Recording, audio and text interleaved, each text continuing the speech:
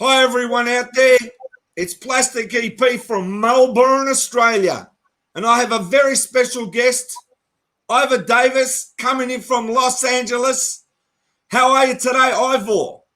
I am absolutely terrific. I couldn't be better, even though the world is a mess.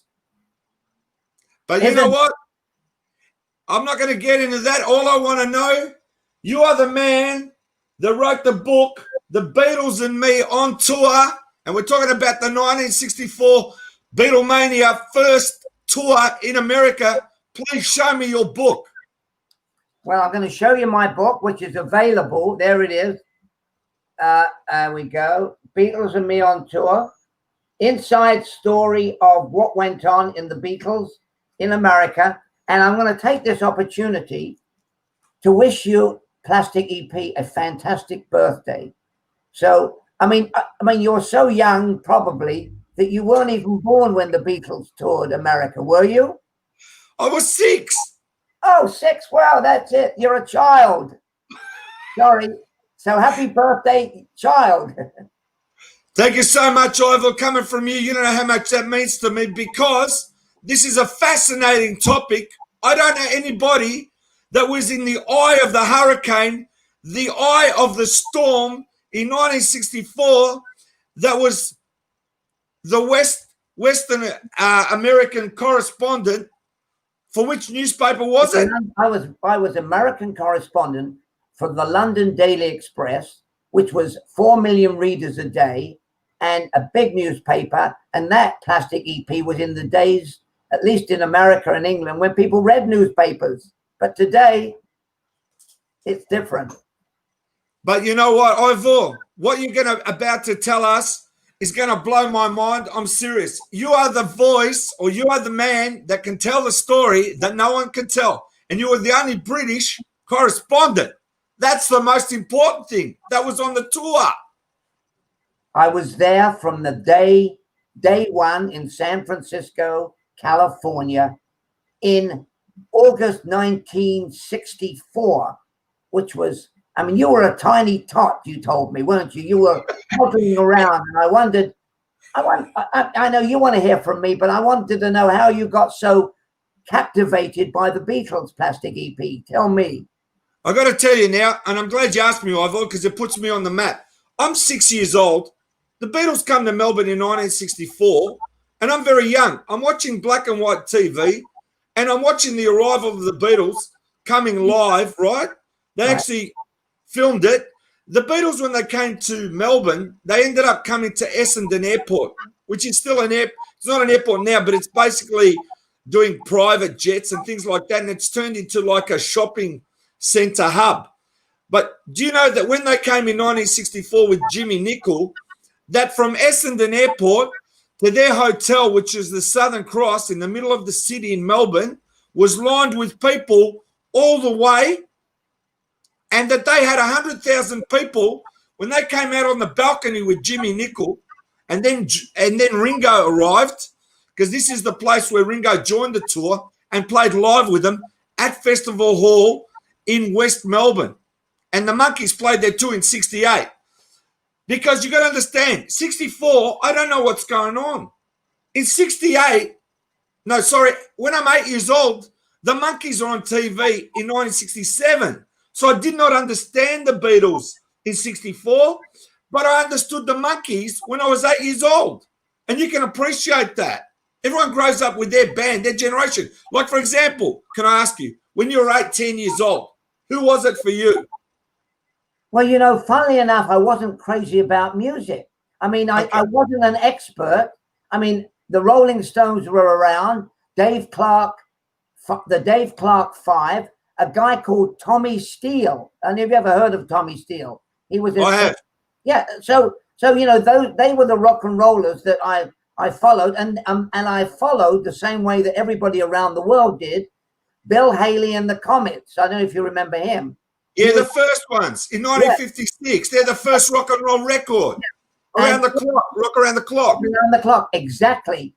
And the other guy that I was bowled over when I lived in England before the Beatles was a guy that came from Memphis. I think his name was Elvis something. You remember him, Elvis? Presley, I think his name was. Anyway, Yeah, that's right. I'm kidding That's you. right. Exactly. I'm kidding you. Of course, it was Elvis, because in England, I looked at Elvis and listened to Elvis, Heartbreak Hotel, Blue Suede Shoes, and I thought, this guy is pretty good. But whoever thought that a few years later I would be with the Beatles when we went to see Elvis? But that's another story, which I'd be happy to tell you. And Anyway, you know what? but I'll let you start. I'll let you start because my ears have just opened up like as big as the room here. So I'll just listen. Well, what I'm going to tell you is, when you told me what the scene was like in Melbourne, I can tell you this was duplicated 30 times when I traveled with them. We were in a private jet and we could hang out with them, and, you know, like you and I would, you chat. And then as soon as we landed, it was bedlam. The roads were lined with fans. We had a police escort. I felt I was like the King of England or the Queen of England or the Duke of England. And I actually couldn't believe it, because we roared through from airport to hotel, from hotel to concert venue. At the concerts, it was insane. And I tell you this, I couldn't hear the Beatles sing, because thousands of young women, and it happened, I'm sure, in Melbourne, it happened all over Australia. As soon as the Beatles started singing Help, A Hard Day's Night, the girls started screaming, and I couldn't hear a damn thing. I was in the front row every time. And you know what? The Beatles couldn't hear what they were singing. It happened many times when Ringo didn't know what song they were singing. He couldn't hear them, and he would lip read and finally get in sync. But you can imagine, and it happened in Melbourne and it happened in Sydney.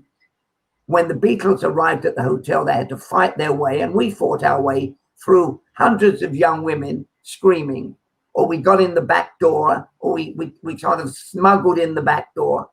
And the trouble was, the whole tour, the Beatles could not leave their hotel room, because they would have been torn to shreds by these young women. And I'll tell you another thing. I met a lot of the young women on the tour. And I said, you know, what's the big deal? Why are you going crazy? And they said to me in various different ways, Paul waved at me. Ringo loves me. George and I are going to get together. I mean, they were fantasizing over the Beatles. And this is what happened from all over North America. And the Beatles loved it. But then later on, the Beatles didn't love it, because they said, everybody's come to see us, not to hear our music. And that's why after 3 years, 1967, 68, they stopped touring. Anyway, that was it. Another book. Whose great book is that? No, that's the Australian cover of the TV Week in '64, and it was 3 shillings because Australia was still under the English system of currency. We hadn't changed decimal till 1966. That's an original that came out in '64. That magazine cover. Yeah, that's you know. I want to tell you something. I got the Beatles autograph again and again and again, and I gave them away. Can you imagine how rich I would be if I kept them all? Yep. I mean, because look, tell me this. Would you, I mean, nobody knew 50 years after that the Beatles would be bigger than ever. Nobody knew. So, you know, there you had it. And the Beatles didn't know. The Beatles thought they'd go on and have about 5 years and end up using their money to do, you know, to open a hairdressing salon or to write music. The Beatles never knew, we never knew, that the longevity was so phenomenal. And that was remarkable. Excuse me, I'll have a swig. No, of course. That is unbelievable about the Beatles, that they've got the staying power even more now than ever. But let me tell you, their first album, Please Please Me, that came out in 1963, that is my #1 favorite album because of the enthusiasm, excitement, the raw sound that they produced. There was no other artist like them or a commercial album up until that time. You weren't watching Cliff Richard and the Shadows. You weren't watching these other artists. These people came from nowhere, the four of them, and took the world by storm and actually rocked the world. They did, Plastic EP. They did. And you know what? As I said a moment ago, they never knew that they would be so long and that 50 years or so later, people would love Beatle music. I mean, look at every famous singer around the world, Sinatra, I mean, Peggy Lee, you name them, they did recordings of the Beatles music. So the Beatles music lives on. But, you know, people like the Rolling Stones, but somehow they're not quite, I mean, they're still going strong, the Rolling Stones, believe it or not. But nobody thought the Beatles would be around today. Not even the Beatles. Amazing. Totally amazing. Now, I've got to ask you, Ivor, this is what fascinates me, right? You got 24 hours nearly access to the four Beatles, correct? Yeah, I mean, look, here's what happened. For 24 hours a day, we traveled with them. I was in the limousine number 2. They were in limousine number 1. Wherever the Beatles went, I went with them.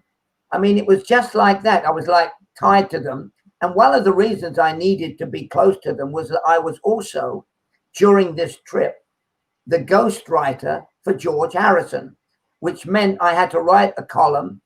He got paid for. He got paid. I didn't. I got paid by my newspaper. But I wrote a ghost column for George. And I want to tell you this. George never went to bed until 3 in the morning. He never got up until 2 in the afternoon. So I had to speak to him, but he wasn't around at those hours when my deadline was there. So keep this to yourself. Yeah. All right, we'll keep it to ourselves, just between you and me while the world's watching, okay? So I ended up making up the column. And then about 4 days later, George got me in the plane and said, Ivor, the column you're writing under my name is bloody boring. I said, George, wake up. Tell me what's going on. I mean, I have a deadline to make. And George sort of warmed up and gave me much better stuff because I wrote under his name total crap. You know, all the sort of awful stuff like, we were in New Orleans, the home of the blues, where music is in their blood and all that crap. You know, anyway. I hope I can use the word crap on your program, but that's all right. That's no problem. You know what I mean. So that was my experience with George.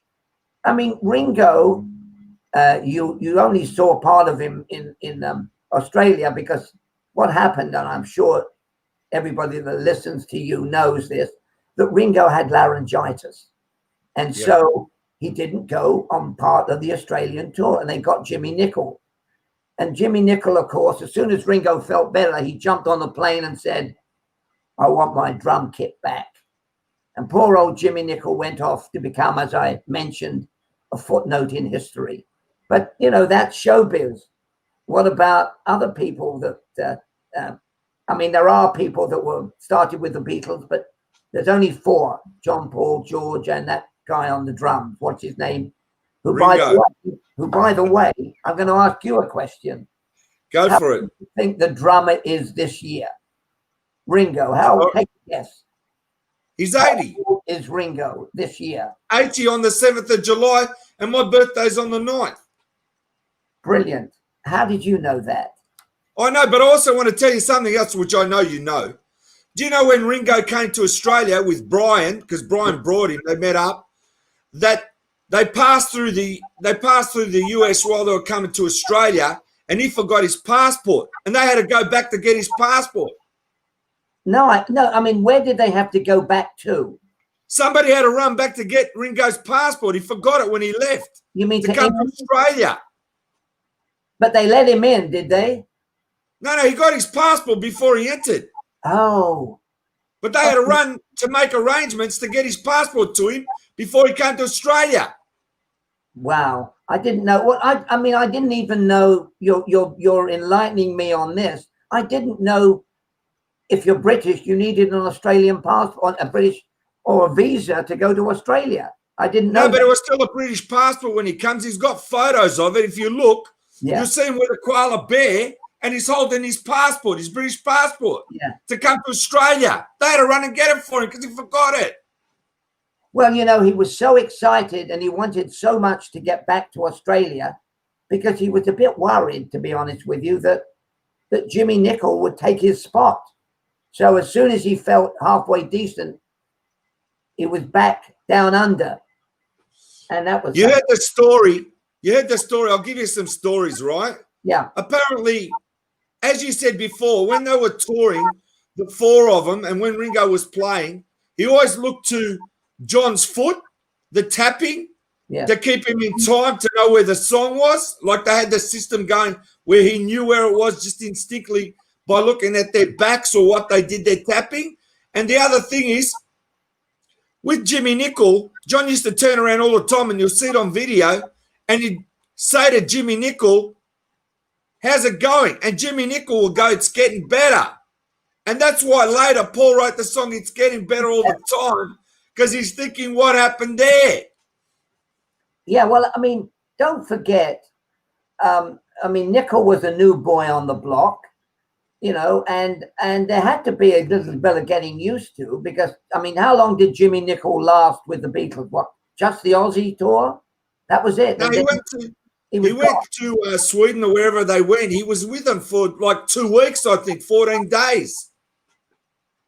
Yeah, well, you know, when I traveled with them in 1964, they were like one voice. I mean, they had the same sense of humor. I mean, when we had press conferences, they could finish each other's statements. They were very funny. They were like I always say they were like a young Marx Brothers comedy team. They absolutely read each other's minds, and they had the Liverpool sense of humor, which is really a Scouse sense of humor, which is really sharp and even bitter, but very funny. And the funniest of them all, of course, was John Lennon, who was a real provocateur. I mean, John Lennon would start a fight with you just for fun, but it was a nice fight. You know, he'd call me, my name is Ivor, but he'd call me Ivan the Terrible. I said, it's not Ivan, it's Ivor. He said, okay, Ivan. So, you know, he wanted to get a rise out of me. He wanted to get a rise out of anybody he could, but he had a brilliant mind and a very offbeat wit. And Paul was the kind of guy who would, well, I mean, he used to bring me drinks on the plane. Paul, get me a gin and tonic. Or actually, he said, what would you like to drink? And I said, gin and tonic.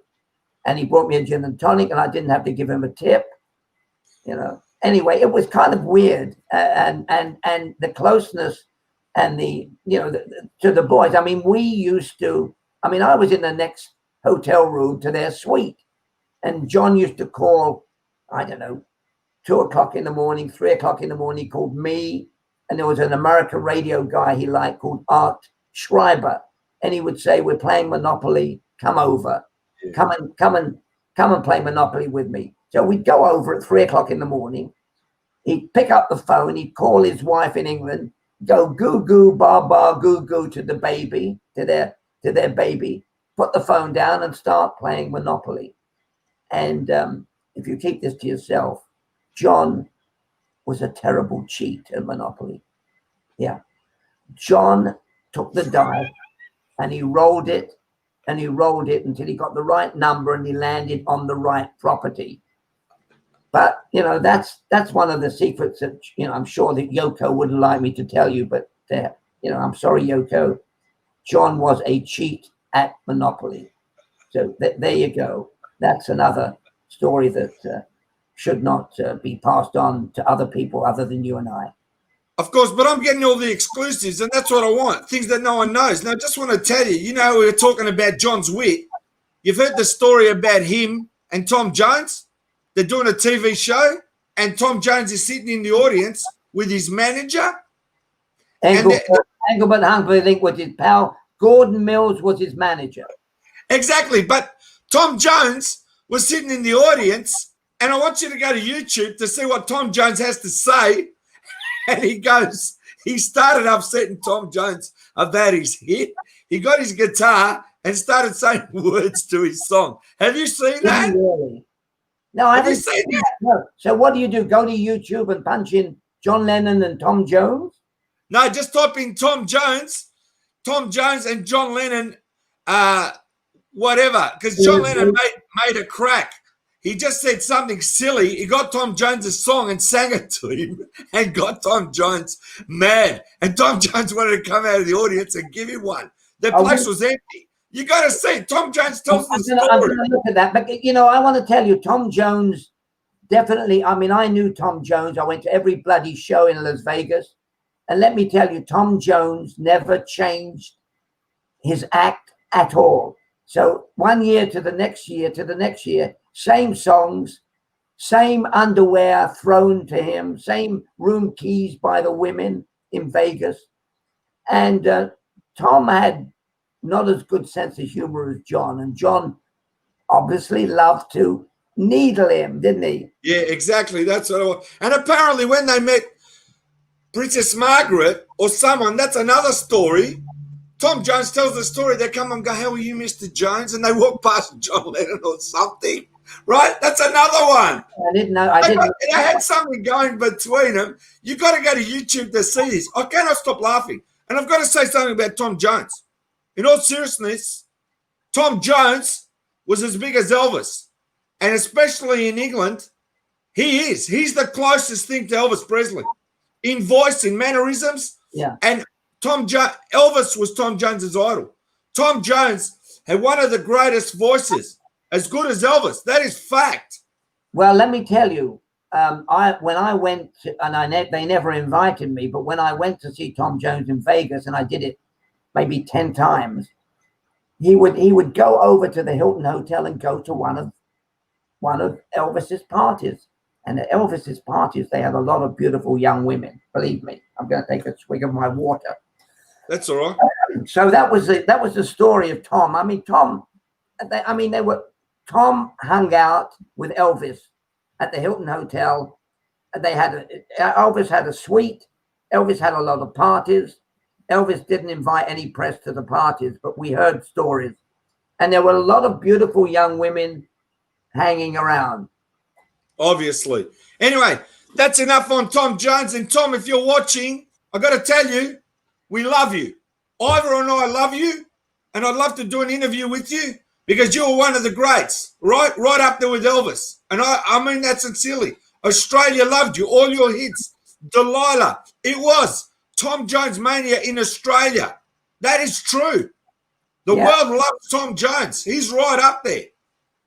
It's most unusual for Tom to avoid coming on your show. How about that? Sorry, it's most unusual. I like that. What about come on and we'll sing Delilah together? Well, I mean, look, that is an offer he cannot refuse. And I think so. I think I'll get him on that Delilah. Because you know what? Well, not that it matters. I've written 2,000 songs. Well, can't you get them to Tom? Or let's see, who are you going to get them to? Who have you sent them to? I got a song now called Hey Bananas, We Think You're Groovy. I've done 107 interviews in 2.5 months on the internet. Wow. And as I said, I don't want to say too much, but musically, I'm inclined. And Tom Jones is one of my idols. There's no question on that. Like now, even you, listening to your stories, I want to know now how close you got to the Beatles and who was your favorite Beatle. We haven't spoken about, you've spoken about John, you've spoken about Paul, you've spoken a bit about George. I want to know now a little bit more about Ringo.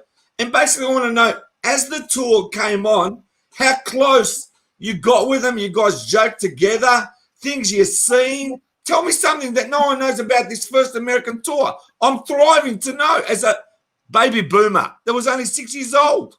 Yeah. Well, I mean, don't forget, when I first showed up at the San Francisco Hilton Hotel in August of 1964, the Beatles were fairly cool to me. I mean, I'm not surprised when I was introduced to them by Derek Taylor, who was their great, fantastic press guy. They were all jet lagged and they kind of grunted hello. But after a few days, they knew I had become part of the Beatle family.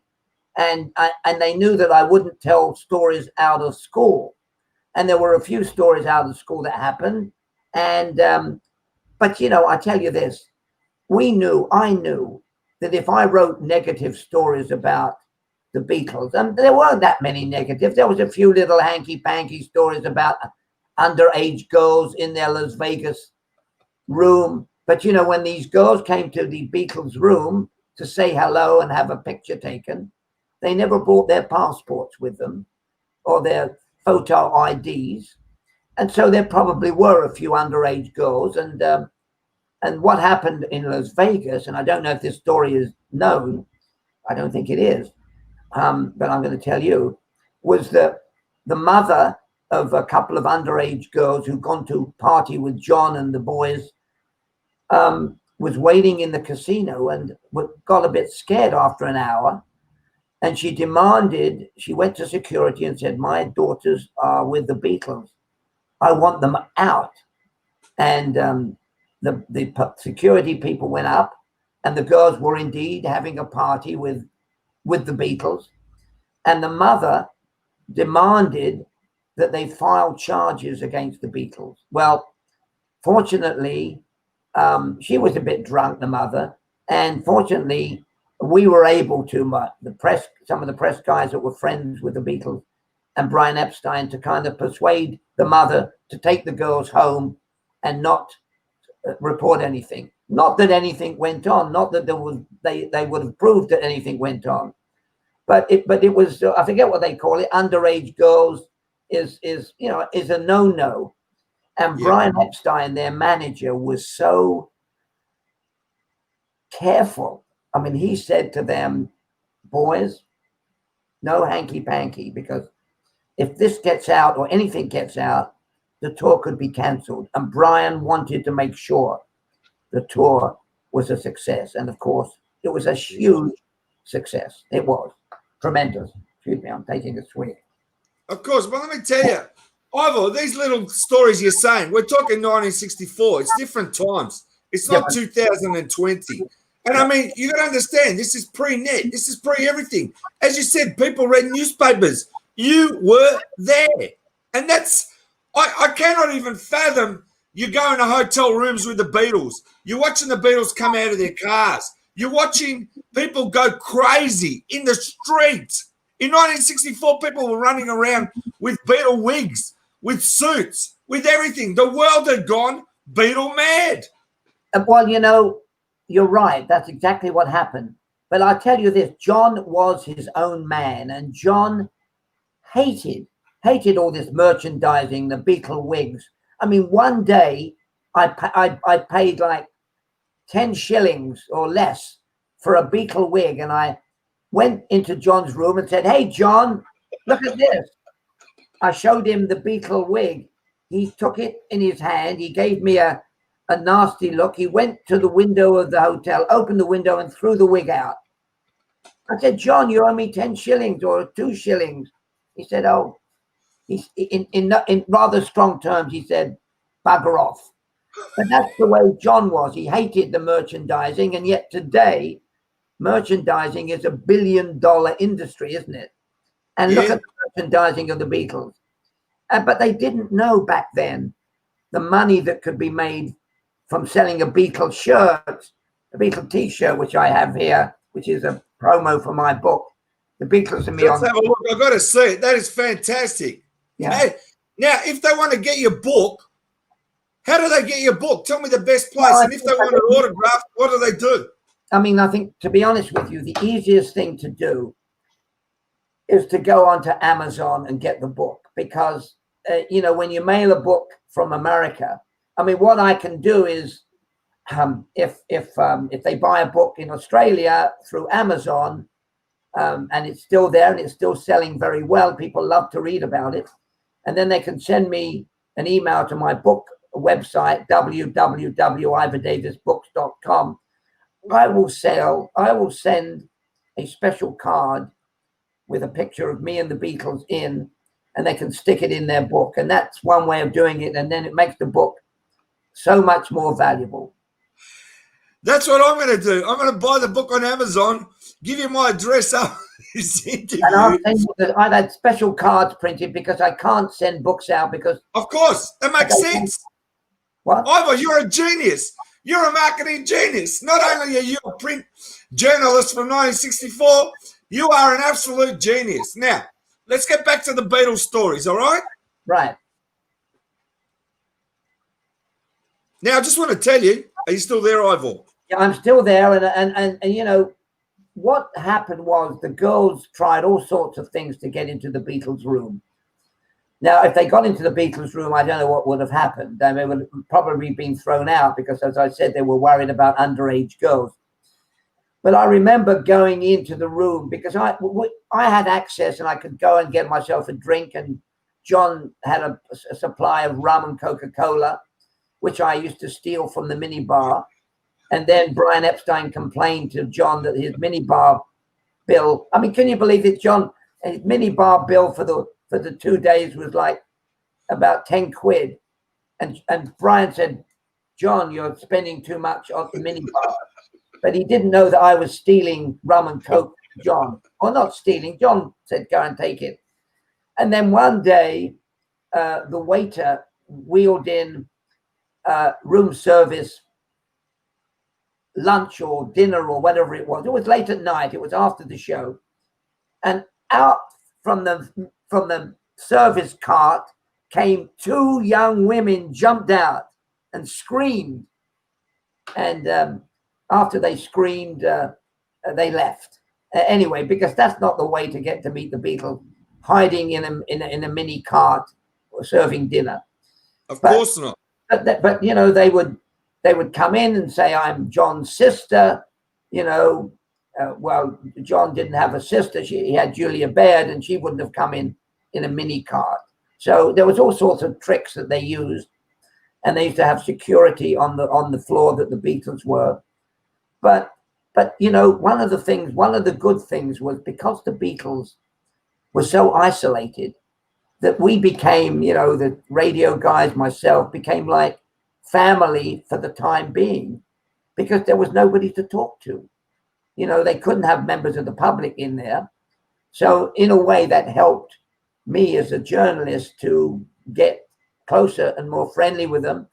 And by the time they went back to England or back to Liverpool, we were very friendly, and it helped as a journalist, because we wouldn't tell stories out of school. If something happened, we would be careful, because number one, we got to like the Beatles. I mean, they were, and they still are. You know, I mean, Paul is terrific. I saw him last year, great guy. Ringo, I saw in concert last year, and you know, they're still singing. I mean, Ringo is going on tour, as you said so perfectly, at 80 years of age, whenever things open up. So Paul performs for 3 hours. 3 hours. Now I'm going to ask you a question. Take a guess. Plastic EP, here is your question. When the Beatles performed in 1964, how long would you say they sang for on stage? I know. 20 minutes. Yeah, 20 minutes. When it was really extended, it went on to 26 minutes on one occasion. 26 minutes. I mean, you couldn't get away with that today, could you? No. They must have done the songs fast to save time. And also, Ivor, I want to say this, all right? I've got people texting me now as we speak, right? And I'll say hello to Raymond Williams. And I've also got a message here from Kit O'Toole. She's a very good friend of mine. She's written a few books. And it says, hey, guys, I highly recommend Ivor's book, Fascinating Insider's Look at Beatlemania. A must read. And I mean a must read. Now, is that the famous Kit O'Toole? Yeah, I also got to explain. Kit O'Toole and myself, I did an interview with Kit. And Kit is the only person out of 107 that said to me, I said to her, what is the worst Beatles song? And you know what she said to me? What did she say? She said, I studied that. I knew you were going to ask me that question. I had my answer ready. And I'm going, ding, ding. She had the answer ready. And she actually said, long, long, long from the White Album. But being here in Australia, I thought she said, long white line. That's what came into my ears. And I said, because it had to do with the road, I said, is that the flip side of let's do it on the road as a joke? Yes. Obviously, but she didn't get it because you misheard her. Yeah, I misheard her. I thought she said long white line, but let me explain. Because she did that, I said, Kit, you and I have got our own show, and we're going to call it, get this, Kit O'Toole, She's No Fool. And that's what we do. You do. Well, Kit knows her music brilliantly. You know, she's a very bright lady. I met her, you know, some of us who are still around go on the Beatle conventions, which is fun because we go along there, we sell our books, we talk to the Beatle fans, and it is huge. It is huge. And Kit now is a regular on that show on the Beatle conventions. But unfortunately, in the year of 2020, there ain't no Beatle conventions at the moment.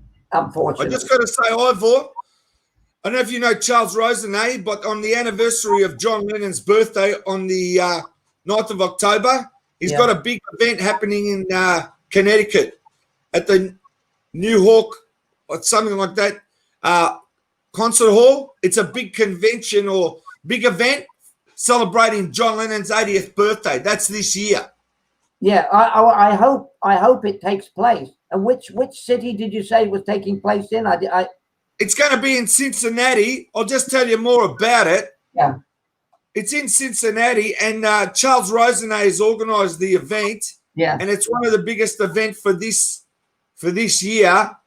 And I'll just tell you a few details about it, if I may. Yes. I'll just bring it up on screen. But Charles has organised Beatle events in the past. He takes tours across from the US to Liverpool. Have you met Charles, may I ask? No, I have not met him. But okay, he's the person you need to hook up with. And I'll just tell you about his fantastic event that is happening. It's called Remember Lennon, Imagine 80, Friday, October the 9th, 2020, at the Norwalk Concert Hall. The address is 125 East Avenue, Norwell, Connecticut. CT meets Connecticut. And actually, Charles is on now, and he gives you a big hello. Oh. And he tells me he's a big fan of yours. Oh. And I think he might even have your book, Ivor. And he's been doing Beatles conventions forever. Forever he's been doing Beatles convention. He is like a very important Beatle person. And when they go to Liverpool, they open up their arms to Charles, just so you know. Yes, well, that's good to know because, I mean, it's nice that he's such an expert because unfortunately, many of us that were around 50 years ago are getting a bit old, except for me, of course. But you know what, Ivor? Are you near there, Connecticut? Are you near there? No, I'm not near Connecticut. I'm about 2,000 miles from Connecticut, 1,800 miles or 2,000 miles from Connecticut. But you know, one can always use an aeroplane and get there. You never know, and you never know. Yeah, there's so much going on the Beatle front, and I'm glad that I'm going to look up Charles and find out his expertise. By the way, have you ever been to Liverpool, Plastic EP? No, I've got to explain to you, I haven't had the chance because you got to understand, I'm here in Australia and my parents were Greek. Not that it matters, I'm Greek born. I'm proud of it, like Greek background, first generation Australia. Yeah. Now, I've been to the US 3 times, right? I love it. And obviously now, because I'm getting well known around the world, I want to come back to the States. And now I know very important people that are Beatle people. And I can't explain to you how much the Beatle community, right? I love the people. They've embraced me. They just I cannot explain to you the warmth and the heartness I have feeling from my heart for Beatle people because they're just such a great group of people worldwide. I cannot believe it. It's that large. And I also want to say Charles said he's a huge admirer of you, Ivor. And I suggest he'll hook up with you and say hello to you, I'm sure. He'll get you on the Messenger. Messenger is the fastest way to communicate, Ivor. Okay. I've got to tell you. Emails take forever. Well, I want to say something to add to what you said a minute ago, and it's this. You're absolutely right. because since I lived with the Beatles for a long time. I only got round to writing the Beatle book not long ago because I was a foreign correspondent and doing other stories. I mean, Bobby Kennedy, Ronald Reagan. I mean, I interviewed every movie star under the sun. And then since I wrote my Beatle book, I found a new family. And I guess you're part of the family now. You know, you are all linked. We are all linked. And I said this to Kit not long ago. You meet great people and you become an extended world global family. Thanks to. I totally agree. And Ivor, let me tell you, Charles has told me that he's already a Facebook friend of yours. He's already a friend. Oh, good, good. Well, you know, there's so much going on in life that I forget to go on Facebook. You know, we all have busy lives, even in this crazy time. So, it's a lot of people do contact me, and I always love to hear from a lot of people, and they're always terrific. They're a terrific family. But Ivor, I got to say, you are terrific because you are a person I've interviewed now that was there in the eye of the hurricane, the storm. It doesn't matter about now, but to have been there and lived it in the moment is unbelievable. I have another friend, Ann Moses. She was chief writer for Tiger Beat magazine in the US, and then she became editor. Yeah. She was there. She was there when the Monkeys started. She met everybody. Her and I do a segment together. Next time we're going to do now David Cassidy. Yeah. And it's unbelievable when you talk to people that were pioneers in the print media, and that's what you guys are. You don't know your importance of what you played in helping to relay what happened then, that we're able to sit back as a generation and go back to our newspapers and read exactly what happened in the Times. Now digital newspapers, the net shows your articles. When you told me you ghostwrite for George, I mean, that's, inside you must feel so proud that you lived the moment, that in your life, Ivor Davis, you were there. I cannot comprehend what it must have been like, even if you didn't know what happened or what was going to happen 50 years later, that you lived the moment, Charles. And Plastic EP, as your close friend, I cannot condemn you high enough for what you've done for print media and to have been there that moment. I just cannot, my mind is like exploding, thinking you're in car number 2, here comes out the Beatles, and at the time you're watching it like it's a circus, because that's the only way I can describe it, and you're watching the action. The world is focused on the Beatles, and you're watching the event live. Yes, that's true. But to be honest with you, you've got to turn the clock back. I mean, I did not know rock and roll history was unfolding, because you just don't, when you're young, you don't have a historical perspective. You don't sit there and say, wow, I've just been on 5 to 6 weeks every day with the Beatles. What's it going to be like 30 years from now? You don't say that. You go on to the next story.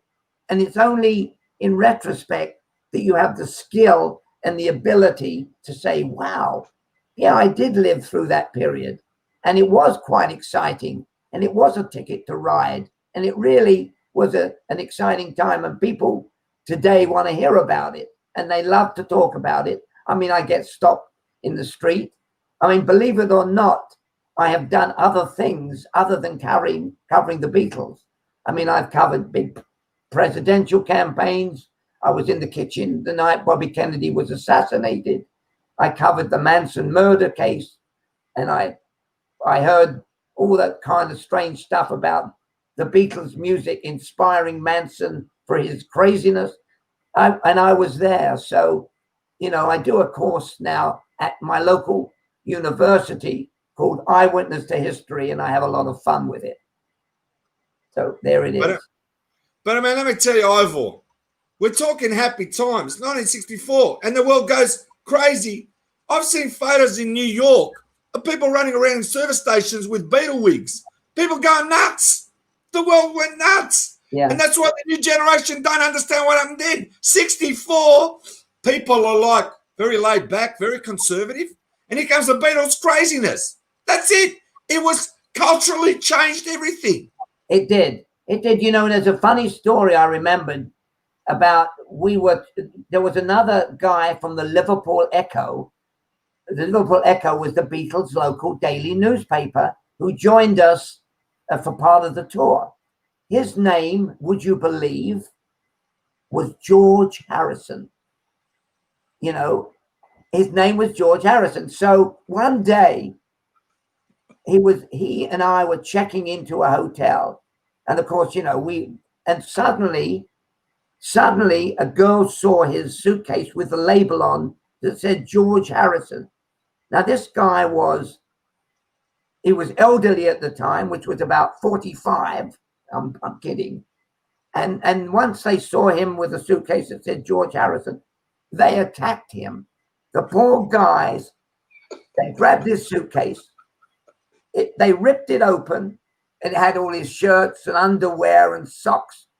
And they didn't care that he wasn't the real George Harrison, but they started grabbing his underwear and his socks. And poor George Harrison said, "I'm not the one you want." It was a comedy scene from a movie you wouldn't believe. And poor George Harrison finally managed to fight the girls off thanks to hotel security and collect all his socks and his underwear and his shirts. And the girls were driven back to the sidewalk. I mean, it was a scene you wouldn't believe, but it happened because I was there and it happened. And that's what happened. Ivor, I'm going to ask you, right, because we're going to wrap it up because we've got more to talk to. This isn't our first or last interview, right? So I don't want to give everything away, but I want to ask you, when you parted with the Beatles and you said goodbye, did they give you a hug or did they give you something, a photograph, or did they shake your hand? What did they do when you parted ways with the Beatles? When we parted, we shook hands, you know, because they didn't go around hugging people like me. They hugged the girls when they needed to hug the girls. But I said to John, you know, what are you going to do? I said to Ringo, what are you going to do? You've earned all this money. You're going back to England. And believe it or not, the Beatles never had any money with them. So they couldn't have gone out because it was all handled by Epstein and Mal Evans, the road manager, and Neil, the other road manager. And the Beatles said, I said to Ringo, what are you going to do when you get back? And he said, I'm going to open a ladies' hairdressing salon.